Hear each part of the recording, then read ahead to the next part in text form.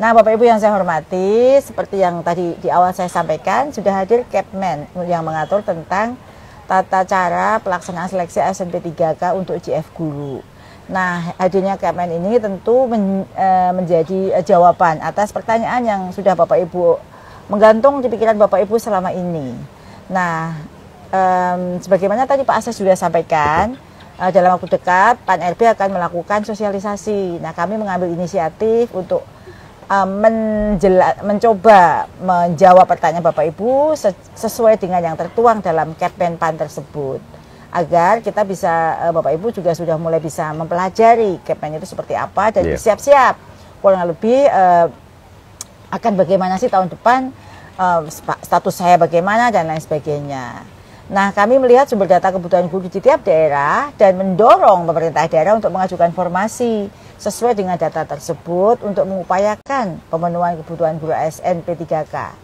Guru yang diangkat dari guru honor. Walau tentu kerja ini masih sangat panjang ya Pak Ses. Kita sudah berbagai cara. Sejak tahun 2021. Ini terus kami lakukan, kita dorong Pemda untuk membuka informasi sebanyak-banyaknya.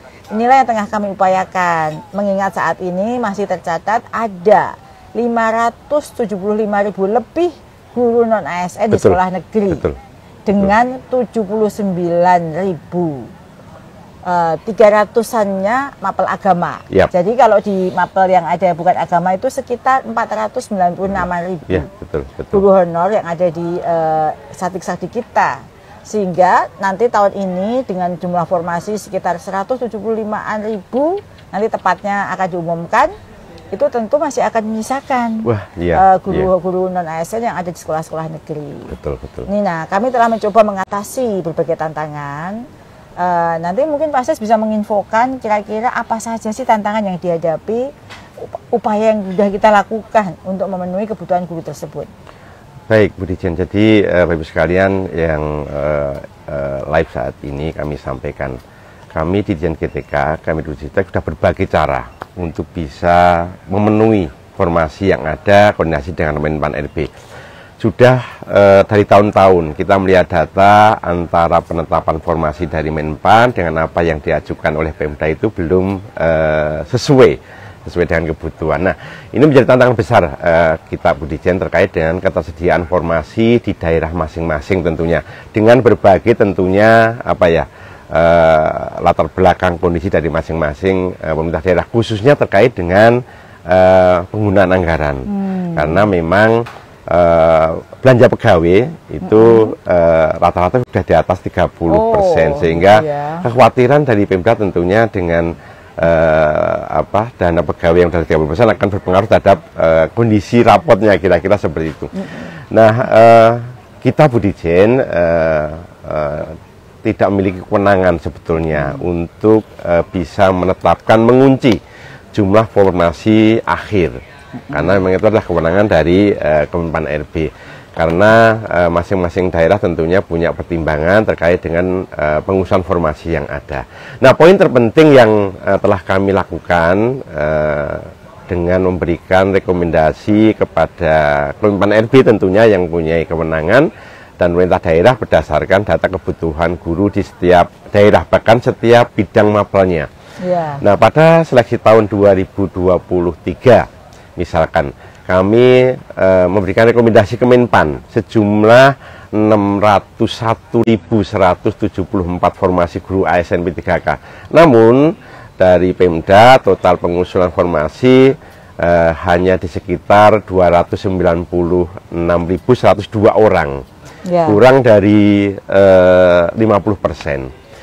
Nah, di tahun 2024 ini kami juga beberapa kali melakukan koordinasi bersama-sama dengan Kemenpan RB, dengan BKN, melaksanakan advokasi ke Pemda untuk Pemda bisa betul-betul mengusulkan sesuai dengan kebutuhan formasi yang ada. Tetapi dari formasi ASN P3K sebanyak 419.146 formasi yang kita rekomendasikan ke Kemenpan RB, kita sudah lakukan beberapa kali rakor, Bu Dijen, itu belum mencapai optimal sebagaimana yang kita harapkan. Jadi dari Pemda total saat ini kita dapatkan data kurang lebih hanya sekitar 175.627 orang ya, usul formasi. ya. Jadi sekitar baru 41% dari formasi yang kita coba rekomendasikan ke Kemenpan RB. Nah, tentunya ini menjadi permasalahan guru non ASN yang memang pasti belum tuntas pada tahun ini dengan berbagai kriteria tadi yang kita sampaikan di depan. Ya. Yang berikutnya, kemudian tantangan yang berikutnya dari sisi linearitas bidang studi dari guru atau bidang mapelnya. Hal ini keterkaitan dengan kondisi di mana guru saat ini aktif mengajar, masih banyak yang belum linear, Bu. Serumpun dengan bidang studi yang dibuka pada seleksi ASNP3K yang saat ini yang diusulkan oleh Pemda. Misalkan contoh formasi ASNP3K bagi guru PAUD di sekolah negeri itu sangat kecil daerah-daerah yang mengusulkan formasi. Padahal jumlah guru PAUD dan lulusan pendidikan PAUD cukup besar. Nah, hal ini juga berlaku untuk guru mata pelajaran yang spesifik lainnya. Contoh seperti bahasa Jepang, bahasa Arab, dan ada beberapa bidang yang lainnya. Nah, kami tengah mengupayakan regulasi agar ketentuan terkait dengan linearitas ini bisa terus lebih luas mencakup bidang atau mapelnya, memetakan rumpun bidang studi yang ada, Bu Dirjen, sehingga guru-guru dengan pendidikan rumpun tertentu dapat mengajar bidang studi rumpun tertentu atau satu rumpun. Sebagai contoh, kita sudah lakukan untuk guru PAUD. Mereka bisa saat ini mendaftar ke ASNP3K untuk guru kelas SD tapi di kelas jadi bisa rendah. Ya, guru PAUD sekarang udah linear untuk SD tapi di kelas rendah. Itu salah contoh yang kita coba carikan solusinya kira seperti itu. Ya, terima kasih Pak Ses nih. Kita lanjut ya. Siap, kebetulan kemarin ada yang bertanya saya lewat WA dan ada juga yang saya lihat di kolom komentar.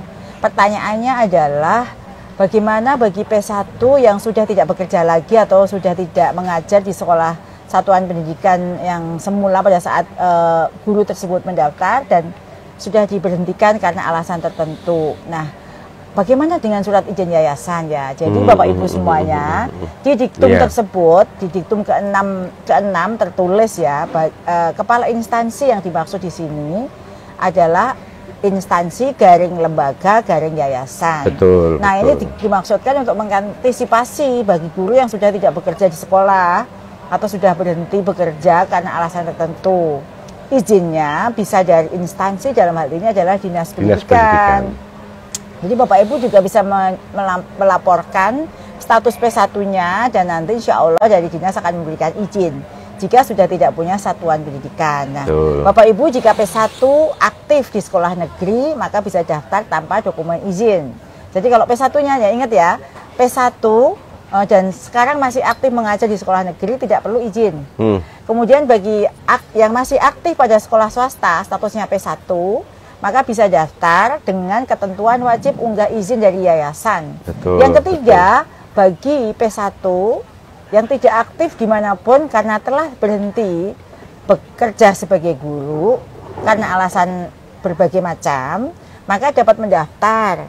Masih dianggap P1-nya masih diakui, tetapi wajib unggah surat izin dari Dinas Pendidikan sesuai dengan lokasi formasinya, gitu ya, itu jawabannya. Jadi Bapak Ibu nggak usah khawatir terkait dengan, oh saya sudah nggak bekerja nih Bu, udah di PHK, saya gimana dong izinnya, nggak punya lagi yayasan, gitu jangan khawatir. Nah ini salah satu salah satu solusi yang mungkin ada informasi bahwa dengan penempatan guru ASNP3 di sekolah negeri, terus ada sekolah guru honor sana yang dikeluarkan. Nah itu berarti masih punya kesempatan saat itu bisa daftar. Iya, jadi ini kita masih banyak pertanyaan Pak Dirjen, Pak Ses, kita jawabnya dengan cepat ya. Siap. Ini ada pertanyaan dari Arianing Tia Ayu ya. Pertanyaannya, semoga kami guru swasta juga berkesempatan untuk tes khususnya yang sudah PPG. Jadi Bapak Ibu untuk seleksi P3K JF Guru tahun 2024 ini tidak membuka untuk pelamar dari sekolah swasta, kecuali bagi pelamar prioritas yang berasal dari sekolah swasta namun dipersyaratkan memiliki surat izin yayasan. Baik. Selanjutnya ada pertanyaan lagi. Lalu ada juga yang bertanya langsung WA saya juga nih Pak, saya betul. Selain yang tadi saya sebut.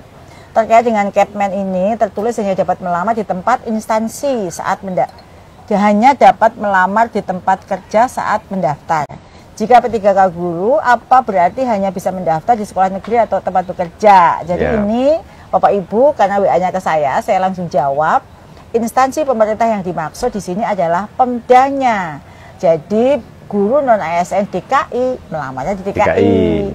Guru dari Solo melamarnya di Solo, Karanganyar melamar di Karanganyar. Nah, untuk guru formasi dinas pendidikan seperti jadi yang ininya sebenarnya nggak berubah dari tahun sebelumnya. Jadi melamarnya tuh di instansi tempat dia berada. Kalau guru SD SMP di kabupaten kota, SMA SMK SLB di provinsi. Betul. Dan tidak bisa melamar di provinsi lain. Begitu ya Bapak Ibu ya. Boleh saya bantu Bu Dijen? Ini banyak pertanyaan ini Bu Dijen. Lanjut pertanyaan yang berikutnya ini banyak banget. Dari Nini_NGR 04.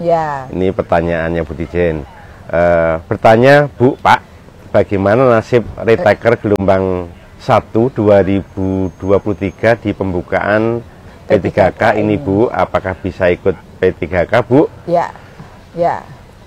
Nah, Bapak Ibu Dijen. Ya, selama sudah lulus dan mendapatkan sertifikat pendidik ya dapat mendaftar. Mau retaker berapapun, yang penting syaratnya adalah punya sertif. Nah, yang ke pertanyaan berikutnya dari Pak Rike Antoni dan Bapak Ibu, banyak sekali pertanyaan nih. Pak Ses dan Bu Dirjen, kapan dibuka? Kapan Pak Ses? Ini tentunya kita menunggu jadwal dari BKN yang memang punya kewenangan untuk mengeluarkan jadwal untuk seleksi. Ya, jadi Bapak Ibu memantau terus ya laman BKN atau Kemenpan RB terkait dengan kapan dibuka. Tapi tentu karena sekarang sudah ada Kemenpannya tidak lama lagi ya. Betul. Ini ada pertanyaan yang lebih serem nih dari malaikat gemoy. Pertanyaannya, Bu, kenapa info P3K tahun ini tidak bersamaan dengan info CPNS? Baik, karena regulasi dan penetapan formasi seleksi CPNS telah selesai terlebih dahulu, sehingga tidak perlu menunggu pelaksanaan P3K. Mana yang lebih dulu gitu ya Pak Ses ya. Ada lagi pertanyaan dari Edi Sutikno. Pak Edi, semoga sehat selalu. Untuk pengangkatan P3K tahun 2024 berkenaan dengan Kemenpan RB nomor 348 diambil peringkat terbaik. Maksudnya gimana sih ini? Sedangkan untuk pengadaan tahun lalu tidak ada PG, gimana maksudnya? Jadi seperti yang disampaikan di awal Bu Dijen, bahwa ada beberapa kriteria untuk pelamar. Nah, pelamar dinyatakan lulus seleksi jika berperingkat terbaik rankingan. Penentuan pelamar yang lulus seleksi diberlakukan secara berurutan sebagai berikut. Yang pertama, pelamar prioritas dulu rankingannya. Yang kedua, guru XTHK 2. Yang ketiga, guru non ASN yang terdaftar dari database BKN dan aktif mengajar pada instansi pemerintah.